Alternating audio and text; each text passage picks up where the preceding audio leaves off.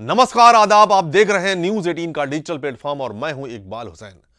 आज हम एक ऐसे दिन की बात करने जा रहे हैं जो हर भारतीय के दिल में गर्व और सम्मान की भावना जगाता है। यह दिन है करगिल विजय दिवस, जो हर साल 26 जुलाई को मनाया जाता है। यह दिन केवल एक तारीख नहीं है, बल्कि हमारे वीर सैनिकों के बलिदान, साहस और देशभक्ति की अमर गाथा है। 1999 में जब पूरा देश अपने रोजमर्रा के जीवन में व्यस्त था, तब करगिल की बर्फीली चोटियों पर हमारे जवान एक ऐसी जंग लड़ रहे थे जो भारत के इतिहास में स्वर्णिम अक्षरों में लिखी गई। आज के इस वीडियो में हम करगिल युद्ध की पूरी कहानी, इसके कारण, घटनाएं, नायकों की वीरता और इसके महत्व को समझेंगे। तो आइए शुरू करते हैं इस गौरवपूर्ण यात्रा को। 1999 की शुरुआत में भारत और पाकिस्तान के बीच तनाव पहले से ही मौजूद था, खासकर कश्मीर के मुद्दे पर। दोनों देशों के बीच लाइन ऑफ कंट्रोल एक संवेदनशील सीमा थी। मई 1999 में पाकिस्तानी सेना और आतंकवादियों ने चुपके से करगिल जिले में भारतीय क्षेत्र में घुसपैठ शुरू की। इसे ऑपरेशन बद्र नाम दिया गया।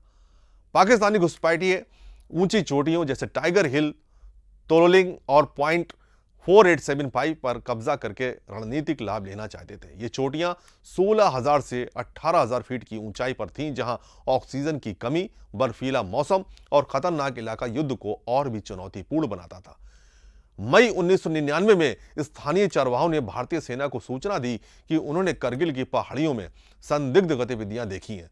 शुरुआत में इसे छोटे स्तर की घुसपैठ समझा गया, लेकिन जल्द ही भारतीय सेना को एहसास हुआ कि यह एक बड़े पैमाने का हमला था। घुसपैठ की खबर मिलते ही भारतीय सेना ने ऑपरेशन विजय शुरू किया। लगभग 2 लाख सैनिकों को जुटाया गया। यह युद्ध 60 दिनों तक चला, जिसमें हमारे जवानों ने असंभव को संभव कर दिखाया। करगिल युद्ध दुनिया के सबसे कठिन युद्धों में से एक था, क्योंकि युद्ध 16,000 से 18,000 फीट की ऊंचाई पर लड़ा गया, जहां सांस लेना भी मुश्किल था। वहां का तापमान -10 डिग्री सेल्सियस से भी नीचे था। बर्फीले तूफान और ठंड सैनिकों के लिए बड़ा खतरा थे। खड़ी चट्टानें, संकरे रास्ते और दुश्मन की ऊंची स्थिति ने युद्ध को और जटिल बनाया। पाकिस्तानी घुसपैठिए ऊंची चोटियों पर थे, जिससे उन्हें रणनीतिक लाभ था। भारतीय सैनिकों को नीचे से हमला करना पड़ता था, जो बेहद खतरनाक था। भारतीय सेना की इस युद्ध में अपनी रणनीति को बहुत चतुराई से लागू किया। भारतीय वायुसेना ने ऑपरेशन सफेद सागर के तहत मिग-21, मिग-27 और मिराज 2000 जैसे विमानों का इस्तेमाल किया। बोफोर्स तोपों ने दुश्मन के ठिकानों को नष्ट करने में अहम भूमिका निभाई। हमारे जवान रात के अंधेरे में खड़ी चट्टानों पर चढ़कर दुश्मन के ठिकानों पर हमला करते थे। यह पहली बड़ी जीत थी जिसने भारतीय सेना का हौसला बढ़ाया। यह सबसे कठिन और प्रतीकात्मक जीत थी। इसे बाद में बटालिक यार्डर सेक्टर के सम्मान में नाम दिया गया। 26 साल को अगर मैं देखूं, एक तो गर्व है कि हमने वो काम कर दिखाया भारतीय सेना ने। मैं अपने आप खुश नसीब समझता हूं कि मैं भारतीय सेना में शामिल हुआ था। अपने देश पे गर्व है कि देश ने मिलकर इस लड़ाई को अंजाम दिया और विजय हासिल की। और आज पूरा दिन अलग अलग फंक्शंस में बहुत बार अपने आंसुओं को रोक नहीं पाया। उन शहीदों को याद करके, उनके परिवारजनों की बातें सुन के और अपनी पूरी कहानी भी याद करके। और मैं यही बोलूँगा कि वैसे मैं कारगिल की लड़ाई के बाद भी बोलता था कि लड़ाई कभी ना हो, क्योंकि ये किसी के लिए भी अच्छी नहीं होती है। लेकिन अगर लड़ाई होगी तो मेरा पूरा ये मानना है कि हमारा देश पूरा मिलके जो भारतीय सेना को जिम्मेदारी देगा वो बखूबी अंजाम देंगे, और मुझे इस पर पूरा गर्व है। हमारे नायक करगिल युद्ध में 527 भारतीय सैनिक शहीद हुए और 1363 घायल हुए। इनमें से कई नायकों की उनकी वीरता के लिए परमवीर चक्र, महावीर चक्र और वीर चक्र जैसे सम्मान दिए गए।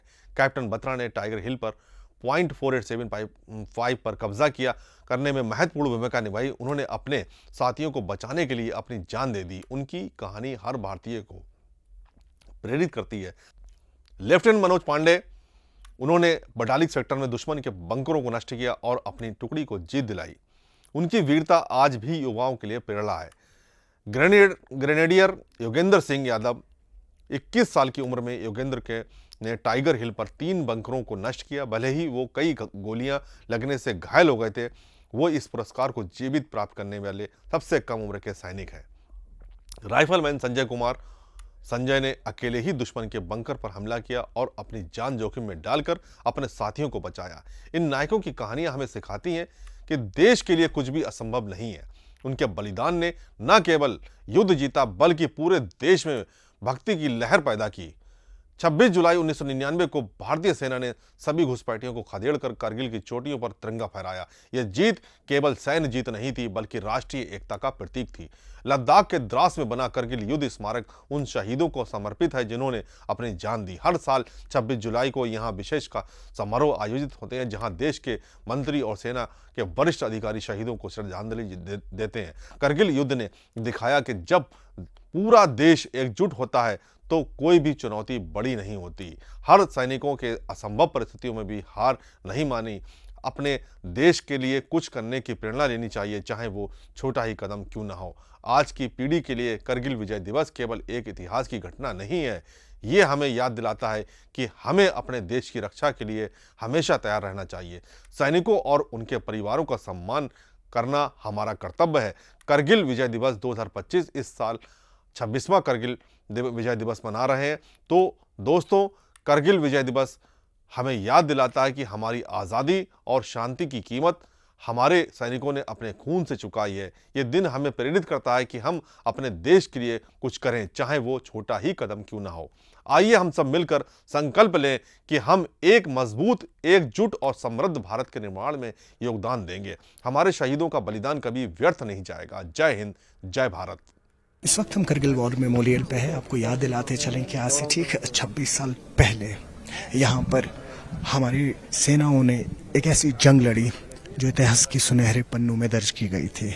जी हाँ, आज यहाँ पर वो तमाम फैमिली मेंबर्स आए हुए हैं उन शहीदों के जो महज 20, 22 और 25 साल के थे और उन्होंने अपनी जान दे दी इस देश को बचाने के लिए।